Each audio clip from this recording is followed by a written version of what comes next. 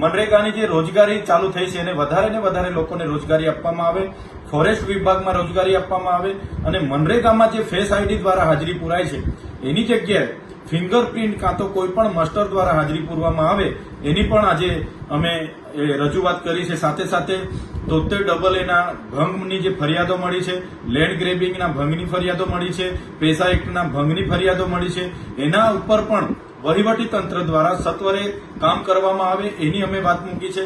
સાથે સાથે આરટીઓ વિભાગ દ્વારા નર્મદા જિલ્લામાં ગેરકાયદેસર જે ચેકપોસ્ટ ઉભી કરવામાં આવી છે, જેમ કે ઘનસેરા, બેસણા ટેકરા, સેજપુર, કંકાલા, ગાડીટ, તો એ ચેકપોસ્ટો દ્વારા કેટલાક પોલીસ અધિકારીઓ કેટલાક લોકોને શાકભાજી નાખવા જતા ખેડૂતોને, શાકભાજી લેવા જતા ખેડૂતોને અને કેટલાક લોકોને હેરાનગતિ થાય છે। તો એમાં પણ એસપી શ્રીએ એમને તાકીદે મેં ધ્યાન દોર્યું છે કે દેવમોગરા જતા લોકોને પણ હેરાન પરેશાન કરવામાં ન આવે એ બાબતની પણ આજે ચર્ચા થઈ છે।